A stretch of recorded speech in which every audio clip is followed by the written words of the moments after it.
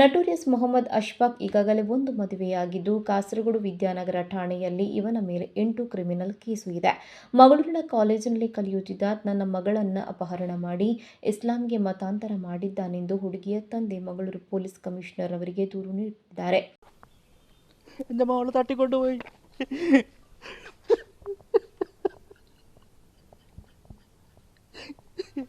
അസ്പാക്കാരുന്ന ഒരു ക്രിമിനലാണ് എൻ്റെ മോളെ തട്ടിക്കൊണ്ടുപോയത്.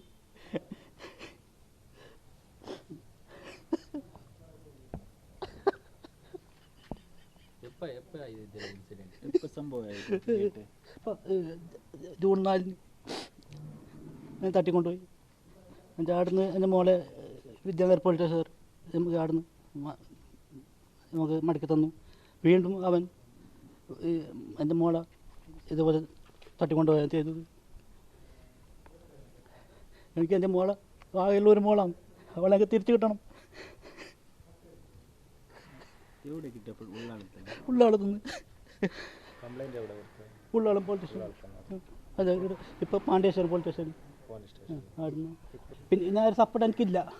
ഹിന്ദു മഹാസംഘത്തിൻ്റെയും അതുപോലെ കർണാടക സർക്കാരും കർണാടക പോലീസുകാരും എല്ലാവരും കൂടി എൻ്റെ മോളെ, അതുപോലെ മുസ്ലിം സമുദായം അവരെ സപ്പോർട്ട് നമുക്ക് വേണം. എല്ലാവരും കൂടി എൻ്റെ മോളെ തിരിച്ചറിയാൻ വേണ്ടിയിട്ടാണ് ഈ സർക്കാരോട് പോലീസുകാരോട് ഞാൻ അപേക്ഷിക്കുകയാണ്. ಹಿಂದೂ ಹುಡುಗಿ ವಿಸ್ಮಯಳನ್ನ ಪ್ರಜ್ಞಾ ಸಲಹಾ ಕೇಂದ್ರ ಮುಡಿಪಿಗೆ ಪೊಲೀಸರು ಹಾಕಿದ್ದಾರೆ. ಲವ್ ಜಿಹಾದ್ ವಿರುದ್ಧ ಎಚ್ಚೆತ್ತುಕೊಳ್ಳಬೇಕಾಗಿದೆ ಹಿಂದೂ ಸಮಾಜ. ಕರಾವಳಿಯಲ್ಲಿ ಹೆಚ್ಚುತ್ತಿರುವ ಪ್ರೀತಿ ಮದುವೆ ಹೆಸರಲ್ಲಿ ಹಿಂದೂ ಯುವತಿಯರ ಮತಾಂತರ, ಲವ್ ಜಿಹಾದಿಗೆ ಕಡಿವಾಣ ಹಾಕಲು ಪ್ರಬಲ ಕಾನೂನು ದೇಶದಲ್ಲಿ ಬರಬೇಕಾಗಿದೆ ಎಂದು ವಿಶ್ವ ಹಿಂದೂ ಪರಿಷತ್ನ ಶರಣ್ ಪಂಪೆಲ್ಲವರು ಒತ್ತಾಯಿಸಿದ್ದಾರೆ.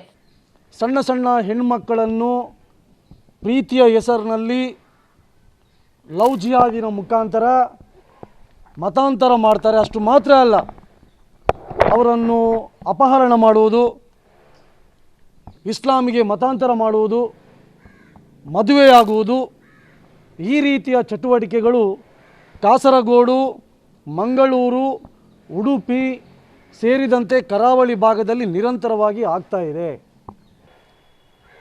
ನನ್ನ ಮಗಳನ್ನು ಮೊಹಮ್ಮದ್ ಅಶ್ಫಾಕ್ ಎಂಬಾತವ ಪ್ರೀತಿ ಎಂಬ ನಾಟಕ ಮಾಡಿ ಅವಳನ್ನು ಅಪಹರಣ ಮಾಡಿ ಇವತ್ತು ಕರ್ಕೊಂಡೋಗಿದ್ದಾನೆ ಎಂಬುದನ್ನು ನಮಗೆ ಇವತ್ತು ಗಮನಕ್ಕೆ ತಂದಿದ್ದಾರೆ. ಈಗಾಗಲೇ ಅವರು ಪೊಲೀಸ್ ಸ್ಟೇಷನ್ಗೆ ದೂರನ್ನು ಕೊಟ್ಟಿದ್ದಾರೆ. ನಾವು ಪೊಲೀಸ್ ಅಧಿಕಾರಿಗಳ ಹತ್ರ ಮಾತಾಡಿದ್ದೀವಿ. ಹಾಗಾಗಿ ನಾನು ದಕ್ಷಿಣ ಕನ್ನಡ ಜಿಲ್ಲೆಯ ಮಂಗಳೂರಿನ ಪೊಲೀಸ್ ಅಧಿಕಾರಿಗಳ ಹತ್ರ ನಾನು ಆಗ್ರಹ ಮಾಡ್ತಾಯಿದ್ದೀನಿ.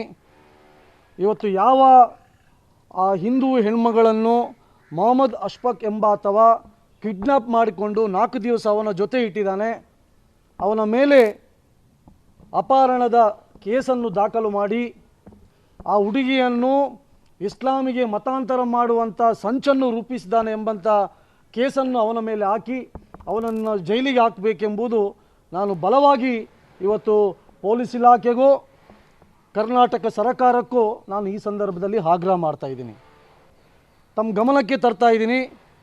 ಆ ಹೆಣ್ಮಗಳು ಯಾರ ಪ್ರೇಮಕ್ಕೆ ಬಲಿಯಾಗಿದ್ದಾನೆ ಮೊಹಮ್ಮದ್ ಅಶ್ಫಾಕ್ ಎಂಬಾತ, ಇವನೊಬ್ಬ ದೊಡ್ಡ ಕ್ರಿಮಿನಲ್, ನಟೋರಿಯಸ್.